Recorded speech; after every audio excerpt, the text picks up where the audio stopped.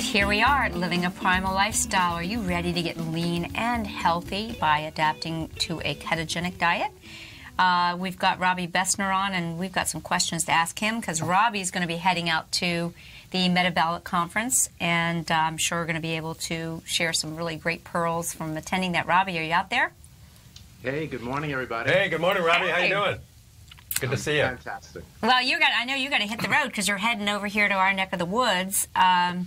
I want to just finish my little comment, and then I want to ask you what you see could be why water and detoxification are so important when people are trying to get into a keto state. But just to give, to finish that thought I was starting about, different people will have a different time frame of when they become keto adapted.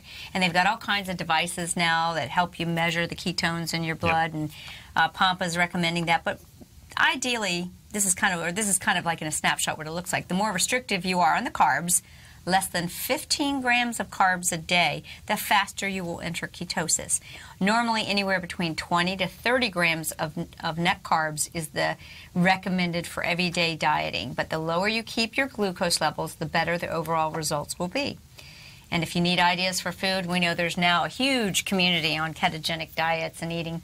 But I want to turn this conversation to what we've been discussing about. Really gets down to the basics, Robby. It's about eating, drinking clean water, sweating, removing the toxins, and staying hydrated. And one of the pitfalls of a ketogenic diet that people aren't aware of is when they start burning that fat, they're also liberating all those toxins that live there, right, Robby? Oh, totally. And, we get this almost every day on my side on phone calls, people calling in and saying, I've been doing this diet and I just, always feel sluggish, or I feel a little, like yucky, basically yucky. And that's because 70% of environmental toxins are stored in your fat. And so if you're doing anything to decrease the fat molecule, you're liberating these toxins basically into your bloodstream. Your bloodstream is a closed circuit, eventually circulates up to your brain, and your brain gets disoriented on, on the higher toxic level or toxic load. And the best way to mitigate that is basically drink some pretty good water, and that dilutes down that toxic load while the body is sort of digesting those toxins and, using all its organ strengths, the liver, the kidney, pancreas, and so forth, the organs that are designed to filter and pull out these toxins, from the body. So, yeah, it's so true.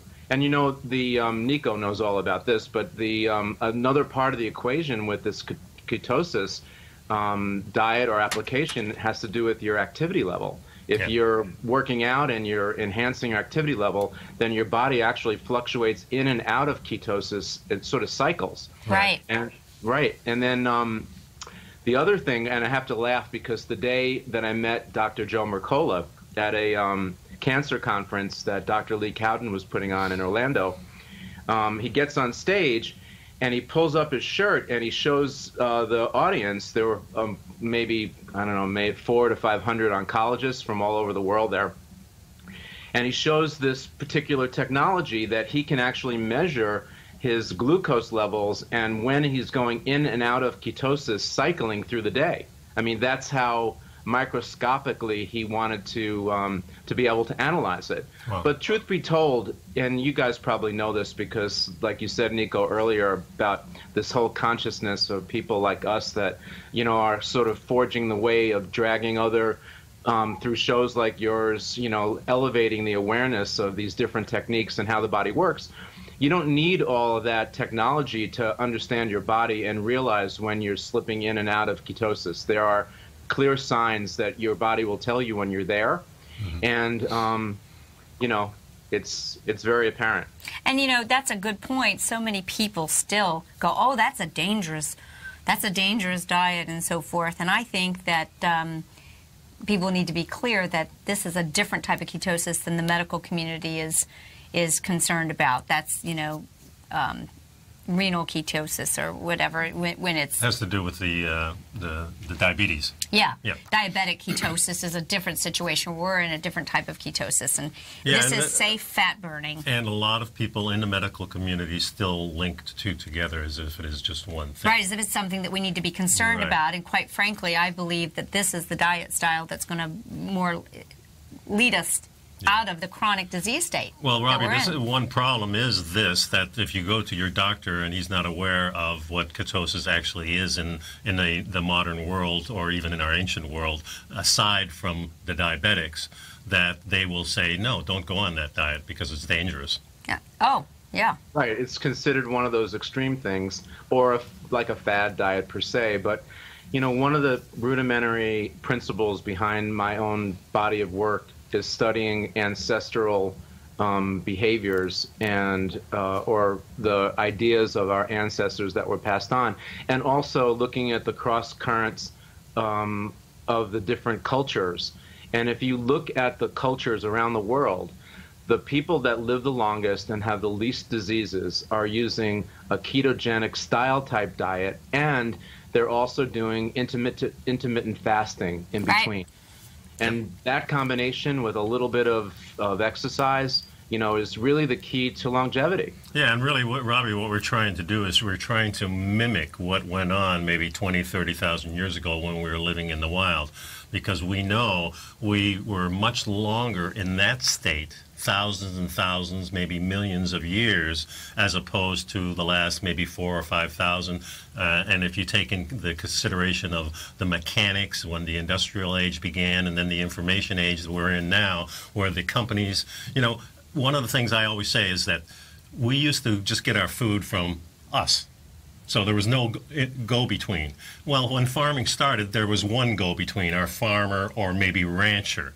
Today, we have food that's produced by one person. You go out, they go and pick the stuff. Shipped over to China to be processed? Yeah, shipped someplace else. Then it's processed. Then it's cooked by somebody else. Then it's shipped again, and maybe across not only state lines but country lines. And then we get the product, and we wonder why we have such a problem with our food. It's not only not nutritious, there's a profit going on at each stage. So in other words, people are cutting into our value of that food at each stage. Taking a piece of it. Taking not only the piece monetarily, but a piece of it nutritionally. You got it. Because all that radiation and scanning is messing with the food. Well, not only that, just traveling with food is not a good idea. Fresh is the idea. It gets ugly really fast, doesn't it? Yeah. Oh, geez, crazy. Yeah, it really does. So, you know I was just going to say, I was thinking about my grandmother. That's whatever, 3 generations. She came over from Europe, right? And my grandmother, her first refrigerator was called a Frigidaire. It wasn't even electric. Right. It just had a Ice block blocks. of ice. Yep. I had that too. And then we're dating ourselves here, pal. So, I don't mind. And they didn't have leftovers. I mean, she shopped. She went to the local market every day. She cooked fresh food every day. And you ate what she cooked, and then the next day she did it again, and she did it again. It wasn't anything like, you know, I always think of that, and I think of the food called a Twinkie, right? Yeah. That has a shelf life of, like, what, 500 years? not food. Hey, we got to take a short break. Stay with us, Robby. Okay. And you stay with us, too. We'll be right back, folks. And welcome back to the show. And on the telestrator here, I've got the TheraGoods.com, Thera H2O, which is the countertop unit. You can buy that now. It's a great price. And also, if you use the code TEAMLPL for living a primal lifestyle, you get free shipping, and that saves you quite a bit of money. And there's a big special now. So go TheraGoods.com. And the neat thing about this, if you get the countertop units, you're going to get the free pitcher, which is a $75 value, which you can take to the office. I mean, really, it's great for a lot of people. And we're going to be starting to ship these out at the end of the month, the last week of the month. And I'm switching to this. You know, everybody knows that I've been on distilled water since 1969. Nothing else has touched my lips except maybe a little single malt scotch or a beer now and then. So please go to the website, theragoods.com. These people are going to be becoming a sponsor of us, and we're really thrilled because we do believe this is the answer. Very affordable and much, much easier to process than the plastic Yeah, we're going to reduce the plastic burden on our, I call it the plastic plague, on our planet and on our people and on our pets and our plants. And so there you go. Of course, we have the inventor here of this whole thing, Robby Besner. How you Robby doing today? Besner. Welcome back, Robby. Yep. So, Thank you. so Robby, I know you're going to this conference, and, you know, I hope you don't mind. I just like to brag a little bit and share that, you know, Stephen called in earlier, and he mentioned that, you know, Joe Mercola and everybody were there, and we know that you are a featured speaker yourself at many of these conferences, the detox summits, the cancer summits, as an expert in infrared therapies and detox therapies and water. And although I don't think you're speaking at this one, you've got meetings with all these people, but I want people to know when they go to theragoods.com website that the sauna, Oh, that's beautiful. the Sauna 360 personal sauna that you've developed with this infrared stone technology, portable, easy to move around, has some really unique features, and we'll do a show on that. But many of these people that are attending this conference have stated that it is on stage, Joe Mercola included, is the technology that has turned his head. Same thing, made him decide this is what he's going to adapt. So I don't know, I'm bragging a little bit for you, but you just tell me why are they seeing this? Because these people are all leaders in this ancestral diet, primal diet, ketogenic diet, you know, getting away from inflammatory foods, and they see the power of this, right? Yeah.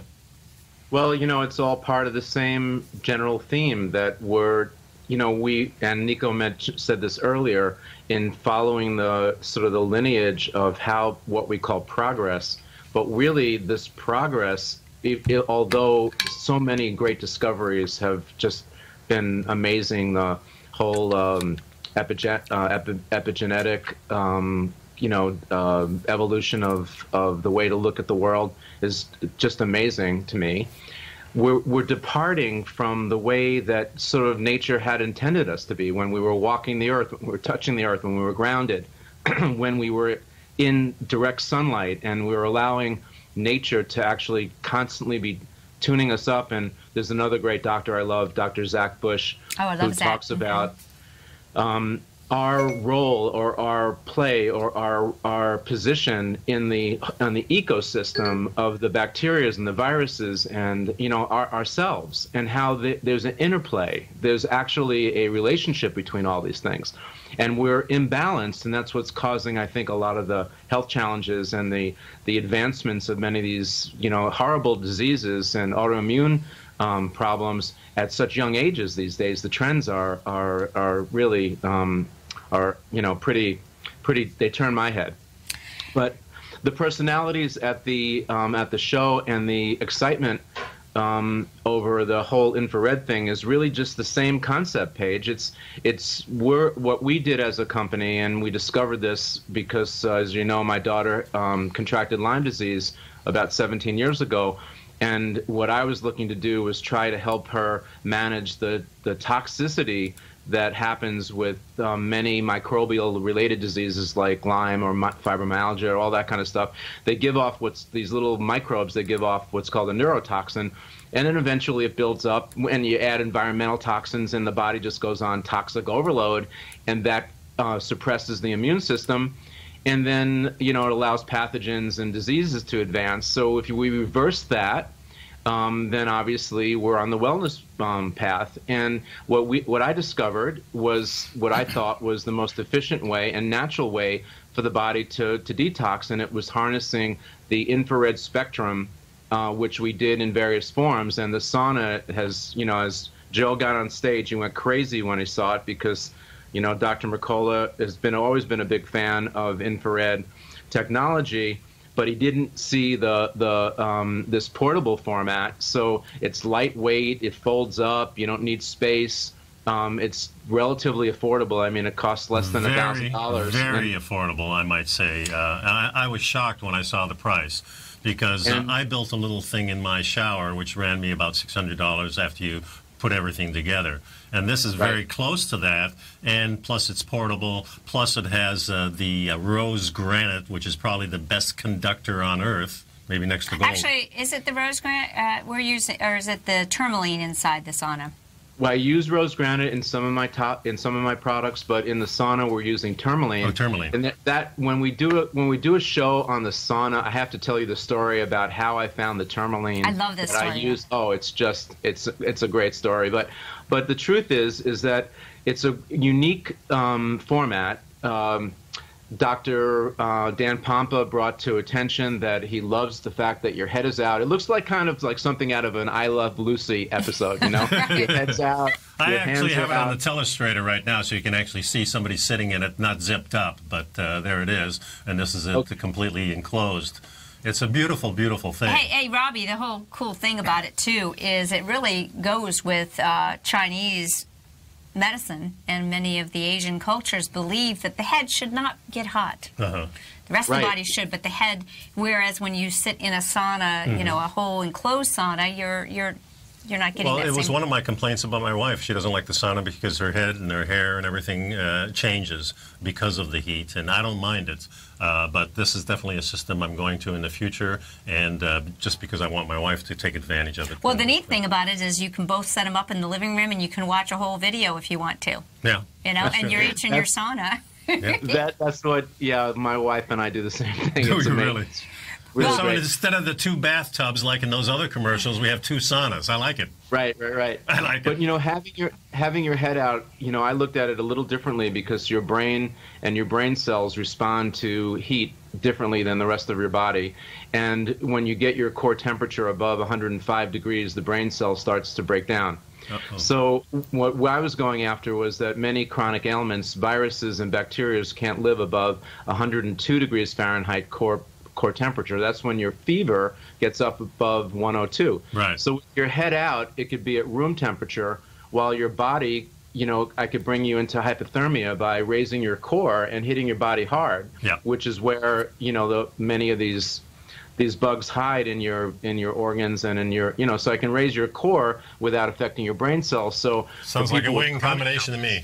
Yeah, and we're going to go into more detail on this detoxification, Robby. I know you got to get on the road. I don't want you to miss any of those segments. Thanks for coming on the show again. We'll see you next week. My pleasure. Take care, Robby. Have a Thanks great a lot. day. Bye-bye. Have a good day. Bye.